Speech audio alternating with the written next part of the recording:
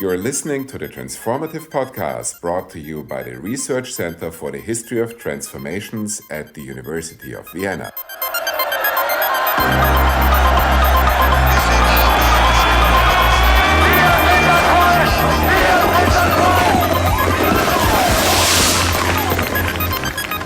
Dear listeners, I'm Anastassiya Schacht, and joining us today from Paris will be Professor Sergei Guriev, currently holding a professorship at the SciencePo and looking back at working for European Bank of Reconstruction and Development, leading the New Economic School in Moscow, and he also taught at Princeton and MIT.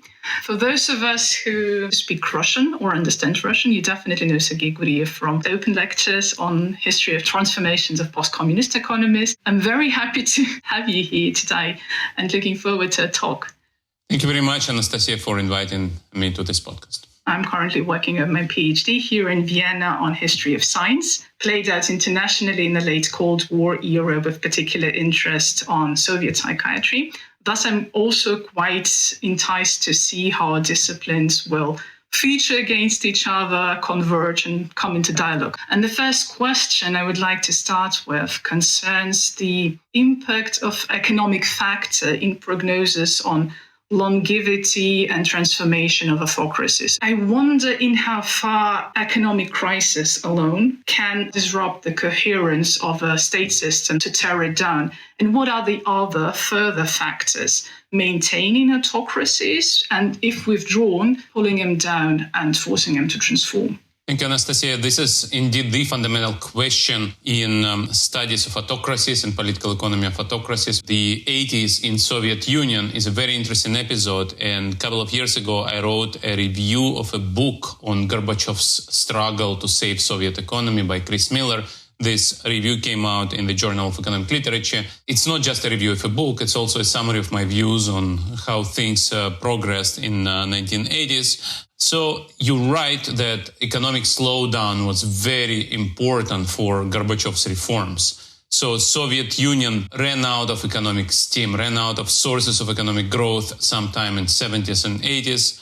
Another book I would recommend to read about this is Igor Gaidar's The Collapse of the Empire, which shows that once the factor of fear was removed and Soviet Union started to think about reforms, eventually they discovered oil. Oil prices doubled and then doubled again in the 1970s. So Soviet Union delayed the reforms and then it became unreformable. Okay, so the lack of reform and then the oil prices is an extra factor. This is something that political scientists call de Tocqueville paradox. So Alexis de Tocqueville said that sometimes the reforms are coming so late that the system is not reformable anymore, and the reforms actually worsen the situation because expectations are high and reformers cannot reform. So the change were there, but decades of adverse selection of leadership, of creating anti-reform interest groups, build a system which was not reformable anymore. And in this review, I discuss also the relationship between Soviet reforms and Chinese reforms. A lot of people would say, why won't Gorbachev follow Chinese way? Precisely. The China is an alternative scenario to Yugoslavia, for example. This book by Chris Miller shows that Gorbachev was actually paying a lot of attention to Deng Xiaoping's reforms, but it was not easy to copy Deng Xiaoping's reforms because, unlike China, Soviet Union was industrialized. It had powerful anti-reform interest groups, defense industry, energy industry, agricultural lobby, regional leaders, and all of that created the difficulty of copying Chinese systems. Now, going back to your fundamental questions about factors in transformation and collapse of autocracies. Together with my co-author Daniel Kriesman, we wrote a series of papers, and we are now finishing a book about modern autocracies and how modern autocracies differ from the previous generation of autocracies based on fear and mass repression. Today's autocracies are based on information manipulations, on spin. The new spin dictators or informational autocrats care about the economy, but they also sometimes manage to survive economic decline because they control information. Since you mentioned your own Russian roots, you probably follow what's going on in Russia now. In Russia, again, there is economic stagnation. Incomes today are 10% lower than in 2013. And yet Putin commands some genuine popularity. He's not supported just by a minority. And the reason for that is Putin's regime is really skillful and innovative in controlling information. So he can convince the public that, yes, we are going through economic trouble. We are not delivering income growth. But without me, things would be much worse. This is what is new about today's autocracies. Economic factors matter a lot. Especially it is important without ideology. In Soviet Union, you could say, well, we tightened our belt because we stand up for the bright future. We have a greater good. You would say that there is no ideology today in Russia. Today, there is no real ideology in modern autocracies. So the regimes which do have ideologies are very few. So you need to convince the public that you're a competent leader. The modern autocracies do that with information technology, internet, globalization. And we see how skillful some of those autocracies are in convincing the voters. Eventually, it's not going to work. But for a while, you can prolong the life of the regime through this innovative use of information. And some of these regimes are doing better. Some of these regimes do less well. Some of these regimes see that there is no chance they can play this game, so they go back to fear and repression. And we may actually see that happening in Russia as we speak. You can also see that in Belarus. You've seen that in Venezuela, where reasonably popular Chavez regime was replaced by Maduro regime, which became much more brutal. But overall, if you can convince people that you are the best option they have, you don't need fear.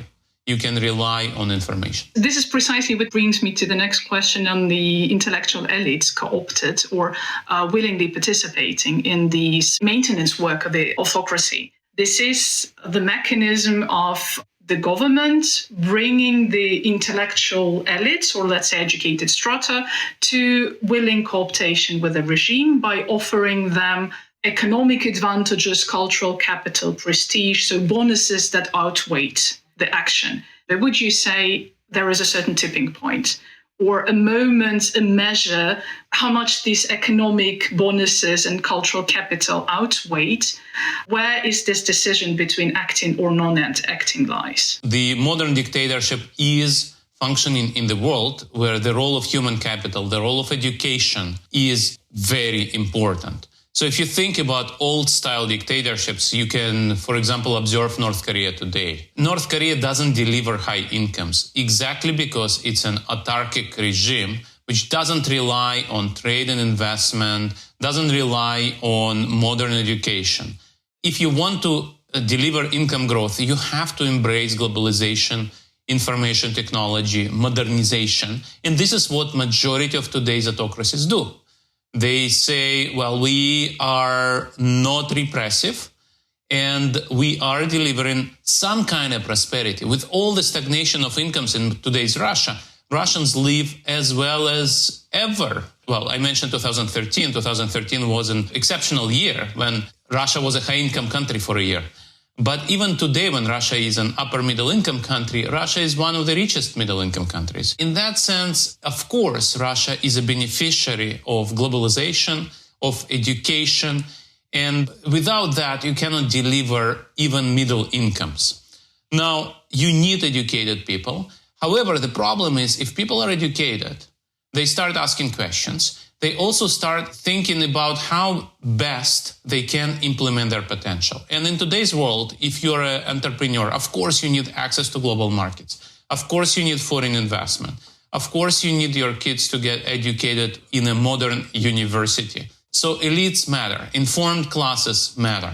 Now the question is how you co-opt those people. And this is what those autocracies do. That's what we describe in our papers. We show that the autocracies offer these elites, these educated classes, a Faustian bargain. You get co-opted and I pay you. You become part of the regime and you get a stake in the regime. And actually, in order to get a stake in the regime, you have to be overpaid. So it's not just I pay you, I overpay you. I pay you more than your market income. So you know that if regime changes, you will lose. And this is why corruption is so important, because a lot of people who support such autocracies are involved in operations, in business transactions, which are not really legitimate, which would not exist if regime changes. Now, the other side of the bargain is if you say no to me, I will make sure that your life is not great. Some people go to jail, some people get kicked out, some people cannot implement their business potential, and this is the bargain. So I need to silence the educated people who understand what's going on in one of the ways, either to bribe them into silence or to repress them or censor them into silence. And this is the choice. Another choice is to kick them out. And this is a huge difference between today's regimes and previous generations of dictatorial regimes. Soviet Union was a regime where you cannot leave. Today's dictatorial regimes actually encourage emigration. If Mr. Putin is asked how he treats brain drain, he says, well, that's fine. We are a free country. People look for a better life. What's not to like? Of course, that slows down economic growth. But as long as you control information and can explain to the public that slow economic growth is not your fault, that's fine. So you asked about the tipping point. So indeed, at some point, the number of educated people is so large that no longer you have sufficient resources to silence them. And this is an arms race between education that generates more people who are critical and repression, censorship, surveillance technology. For example, in China, you see how artificial intelligence is so efficient. In fact, the systems now recognize walks of people. So there is an arms race. We don't know what's going to happen. Yet there is a chance that you have to silence so many people that you simply don't have enough resources to silence them. And that's what's going to happen. Russia and Singapore, which you can call informational autocracies yet, these are the two countries where education is comparable to the European countries. And yet they remain autocracies. But there is a critical difference here. Singapore is actually moving into a more liberal direction. And in Russia, it's vice versa, in the sense that Russian regime understands it's facing an existential threat. And maybe what we are observing now is the Russian regime is actually saying, I cannot maintain this equilibrium anymore. So there is a tipping point. And this tipping point is leading me to a hard choice to move to the fear dictatorship based on repression. So it represses out of fear for its own existence. Another feature where Russia and many post-communist countries are different is very high level of education, but education in engineering and math and not in social science. In order to become critical, you need to learn more in terms of political science, economics, sociology, history, rather than just math skills. Now, one last bit of data I would mention. In non-democratic countries, people with higher education are less happy about their governments. They understand that non-democratic governments lead the country in their own direction. In democratic countries, people with higher education are happier with their governments than less educated people. Whenever somebody tells you, look, in Russia, educated people are happy with Putin, this is not the case. Actually, data show the opposite. The more you know, the more critical you are about modern autocracy. You understand, you see through this information manipulation. Thank you very much. My personal impression from the late communist era is precisely that these boosts of education, the second, third generation of Soviet citizens, actually backlashed in the government that enhanced it at the very first place. Thank you so much for taking time and talking to me today. Thank you very much, Anastassiya.